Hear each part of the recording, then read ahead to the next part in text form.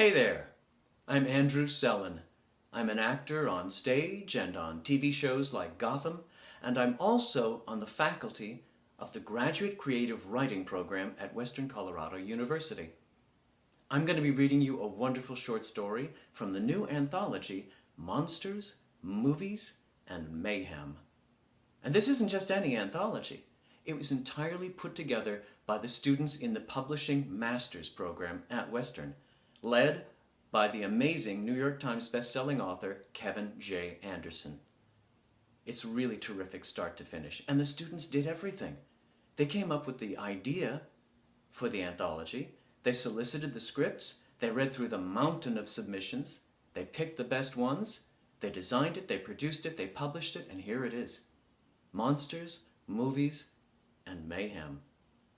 It's really terrific, and you can get your own copy at wordfirepress.com. Now, the short story I'm going to be reading you is by award-winning author and screenwriter David Gerrold. David's amazing. He's written over 50 novels, a whole lot of short stories, and he's also contributed episodes to some classic TV shows, including Twilight Zone, Land of the Lost, Babylon 5, and he also wrote my all-time favorite Star Trek episode, The Trouble with Tribbles.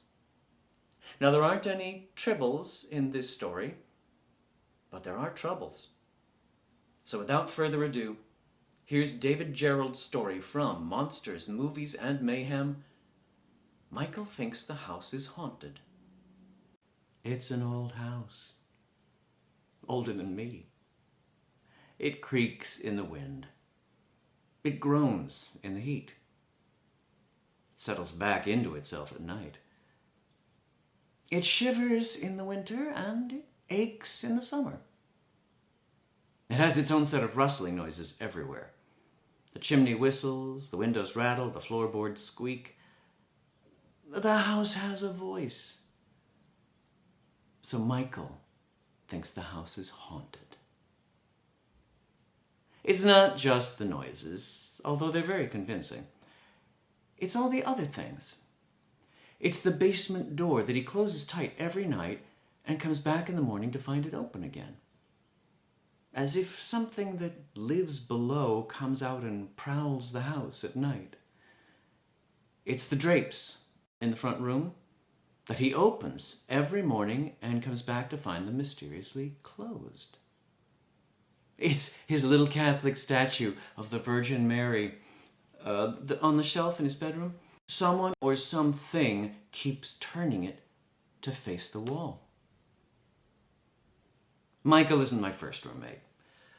He's just the latest one. I'm not that easy to live with. I like playing jokes on people. Michael has only been living here a few months. He knows all the stories about the house, of course. The house has a reputation. Because people like to believe things, so they tell stories. Some of the stories are pretty good. 4 generations of Morrisons lived here and died here. One of the best stories involves a young woman whose lover fell into the well and drowned. She locked herself in the attic and slowly went mad. She chanted all day in a language nobody understood, and sometimes scribbled arcane notes and drawings in a thick journal. And, of course, there was the murder. Or maybe it wasn't. Nobody knows for sure. Maybe it was a staged suicide. But that's one of the reasons why it's hard to find renters. Who wants to sleep in a room with a ghost? Especially an angry ghost. Sometimes Michael sets up cameras. Sometimes he prowls around with his ghost hunting equipment. He makes videos too. Long, involved discussions of ectoplasmic concurrences.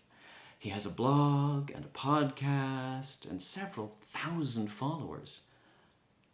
He's sure he's going to find something. They're sure he's going to find something.